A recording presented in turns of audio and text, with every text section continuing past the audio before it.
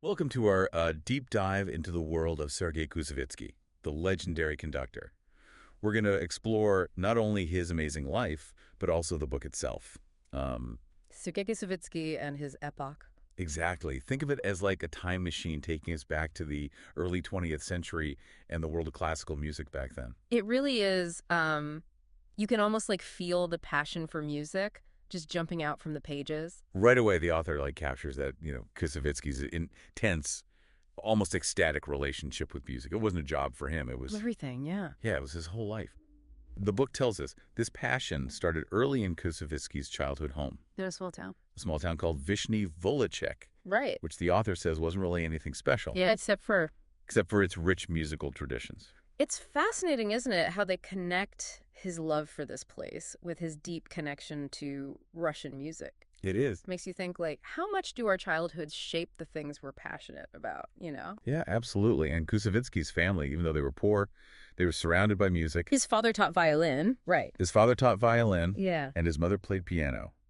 Little Sergei just absorbing it all. It's no surprise he was drawn to music. I mean, he even ran away for days to follow traveling musicians, teaching himself every instrument he could. Wow, talk about dedication. Yeah. But all that passion couldn't have fully prepared him for the challenges of becoming a professional musician, right? Right. The book describes this moment. He's only 14. 14 years old. He runs away to Moscow. He's got nothing but his double bass and this burning desire to study music. Can you imagine? That's incredible. Yeah, I can barely imagine being that independent at that age. He shows up at the Philharmonic School, Okay. and they tell him he's missed the deadline. All the spots are full. Oh, no. No exceptions. So what did he do? Just go back home? Nope, not Koussevitzky. He begs the director, practically throws a tantrum. The book says he was like, I can't wait. I want to study. I must. I will study. I won't go in there. Wow. So, what happened? Did that work? The director, Shostakovsky, he's taken aback at first. Yeah. But then he sees something in Koussevitzky, like a spark, you know, Right. a genuine passion, decides to test him right there on the spot. That's like a scene from a movie. This seasoned director and this young musician. I know, and Koussevitzky doesn't disappoint. He plays so well, Yeah. so much emotion, that Shostakovsky is just blown away, breaks all the rules, and admits him into the school. That's incredible. What a turning point. From runaway to star student. Yeah, in just like a few hours. Yeah, and it's interesting, he entered a class for orchestral instruments, not solo performance. Like, Yeah. fate was already pushing him towards conducting. But we can't forget his success as a double bass player. Oh, yeah, the book talks about how talented he was, Yeah. doing things people thought impossible on the bass. He wasn't content with just being good. He wanted Oh, he elevated it. yeah, to make it an art form. Like, he saw this potential everyone else missed and wanted to unlock it. He even had to create his own music because there wasn't enough written for the double bass. Right. Amazing. Yeah, and that drive, that's something we see throughout his whole career. And then things take a romantic turn. Oh, It involves a serenade, okay. a beautiful young woman, Uh-huh. and of course Koussevitzky's double bass. Okay, I'm intrigued. Tell me more about this mystery woman and her serenade. Her name was Natalia Ushkova. Natalia Ushkova. Yeah, the book doesn't say too much about her background, but it's clear she had a strong will and was really devoted to Koussevitzky's dreams. So he's smitten. He decides to woo her with a double bass serenade. It must worked. It must have, yeah. They got married in 1905. And what's fascinating is the role she played in his career. Yeah. She was his shield, his manager. Really, the driving force behind his passion. It's not something you hear about often, is it? Like the support system behind a great artist. That's a really good point. It makes you wonder how many talented people don't achieve their full potential because they don't have that support. Yeah, and her dedication was incredible. Yeah. I mean, she was a talented sculptor. Really? Gave it all up to support her husband's career. That's a huge sacrifice. Like, says a lot about their relationship Yeah. and her belief in him. But let's get back to Koussevitzky. He's married. He's moving away from performing solo. What's next? He settles in Berlin in 1906, Okay.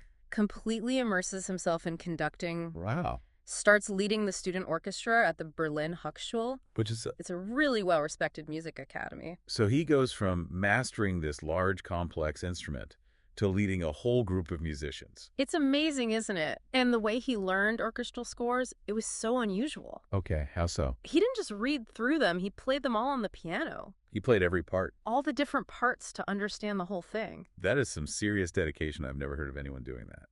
It shows his incredible musical talent. Yeah. Hearing all those parts in his head and then bringing them together. Yeah. It's a deep understanding of how all the instruments work together. So did this unique method work? Was he a successful conductor? The book definitely suggests so, yes. Yeah. It highlights his energy, his drive, his refusal to be just average. Right. He was always pushing himself And those around him? and everyone around him to be litter. That drive and ambition that comes up again and again in the book. It's like he wasn't just playing music. He wanted to more than that. He wanted to elevate it, push it to the limits. But it wasn't about fame or fortune for him. No, it was always about the music. The joy of creating something beautiful. Yeah. And speaking of creating something beautiful, Yeah. the book tells us he eventually goes back to Russia. Okay. Not just as a conductor, but as a champion of modern music. This seems like a really important moment for him and for Russian music in general. Absolutely. In 1909, he sets up his own publishing house called the Russian Music Publishing House, specifically to promote new music. So he wasn't just performing music. No. He was actively shaping its future. Yeah.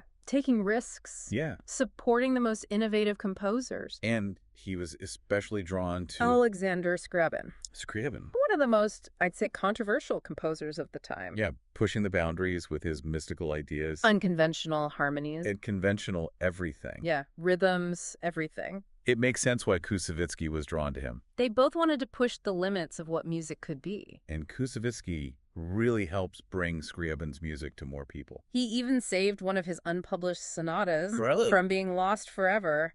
Talk about a true supporter of the arts. So we have Koussevitzky conducting, publishing, befriending these groundbreaking composers.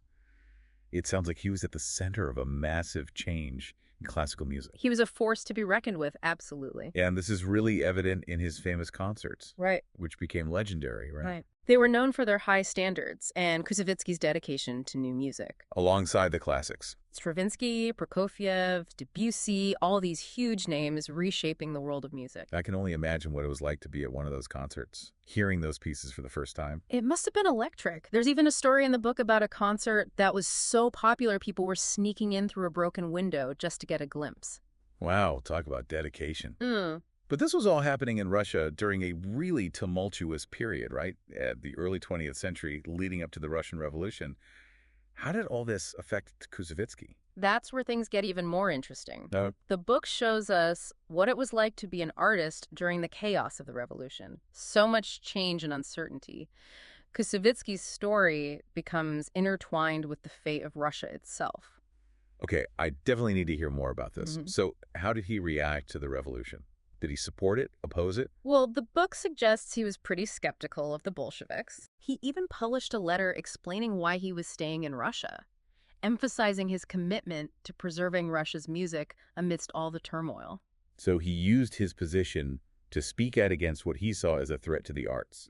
That's pretty brave during such a volatile time. It was, but he also saw how music could bring people together during times of division. Right. He even organized a huge concert in Moscow for working-class people, invited famous poets to read their work alongside the music. Music and poetry, bridging the divides, that's powerful. Sounds like he was trying to make the best of a tough situation. Exactly. But as things got worse, it was harder for him. Of course.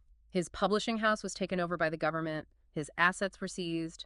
The book talks about fear, hunger, hardship. But even then, music was there. It's amazing how art can thrive in the darkest times. Yeah, it really is. So did Koussevitzky keep conducting during this period? He did. He was determined to keep the music alive. Even conducted in freezing cold halls with the audience bundled up. Wow. Yeah, his dedication was amazing. But he does leave Russia eventually, right? He does. In 1920, he gets permission to travel abroad, ends up in Paris. Okay. This starts a whole new chapter for him. This is what eventually brings him to America. Right. Paris, City of Lights, so many artists and thinkers. Perfect place for him after all the upheaval. Yeah? The book captures that feeling of freedom he had in Paris. He reestablished his publishing house, reconnected with Stravinsky, Amazing. even organized concerts featuring Russian music. Sounds like a time of renewal. It was, definitely. And he was still all about new music, commissioning work from French composers like Ravel, Yep. and showcasing new talent. So he was like a cultural ambassador for Russia. In a way, yes. And in 1924, he was awarded the Legion of Honor. Wow, for his work in French music. Exactly. Pretty incredible. From runaway teenager to world-renowned conductor decorated by the French government. That's quite a journey. It really is. But it sounds like there's still more to come. There is. In 1924, he gets an invitation that will change everything. An offer to become the conductor of the Boston Symphony Orchestra. Wow, that's huge. It is. One of the most prestigious orchestras in the world. Absolutely. So did he accept? He did. And this is where the book gets really fascinating because it gives us a glimpse into the American classical music scene. Yeah, this is where his story really becomes part of American musical history. Yeah. It's amazing to think about the impact he had. It really is. And his legacy is still felt today. We'll talk more about that after a quick break. Yeah. So Koussevitzky comes to America, takes on this new challenge, leading the Boston Symphony Orchestra. What was the American classical music scene like back then? Well, the book makes it sound like the orchestra was kind of stuck in its ways. Oh. It needed some fresh energy, someone to shake things up. And that's where Koussevitzky comes in. Exactly. He saw an opportunity to really push the boundaries and raise the bar. That sounds like a big job. It was, but he tackled it head on. With that energy and drive we keep talking about. Absolutely. He made some tough calls. Like what? Like replacing some older musicians to bring in younger talent. I bet that didn't make him very popular with everyone. You're right. The book mentions some pushback. Yeah. But Koussevitzky wasn't afraid to make those tough choices. He had a clear vision. He did, and he wasn't going to let anything get in the way. So did it work? Did his vision pay off? It definitely did. Right. Within a few years, the Boston Symphony Orchestra was back on top, Oh. considered one of the best in the world. Koussevitzky's leadership was a huge part of that. It's incredible how much impact one person can have. It really is. But it wasn't just about restoring the orchestra to its former glory, right? Right. He didn't stop there. He kept championing new music, even in America. Oh, absolutely. He was determined to introduce American audiences to composers like Stravinsky and Prokofiev. It's fascinating how he brought his love of Russian music to America while also embracing the American music scene. He saw the value in both. Yeah. And he even went a step further, commissioning new works from American composers like Aaron Copland and George Gershwin. So he was supporting the next generation of musicians, both in America and abroad. Exactly. He always had an eye on the future, nurturing those new voices. It's inspiring, really. It is, yeah. So what does all of this mean? What's Koussevitzky's legacy? What can we learn from his life? The book says it's a testament to passion, dedication, and a belief in the power of music. Yeah. He wasn't just a great conductor, he was a visionary. Shaped the sound of 20th century classical music. In both Russia and America. It's remarkable. And the book itself, it gives us this glimpse into his world, into classical music, Mm-hmm. during a time of massive change. It's a really valuable piece of history. It is, and it ends with a really thought-provoking question. What's that? What will become of our world if music forsakes us? That's a powerful question to think about, especially now, when there's so much noise and distraction in the world. Can music still offer us that sense of peace, connection, shared humanity? It's a good question. It is.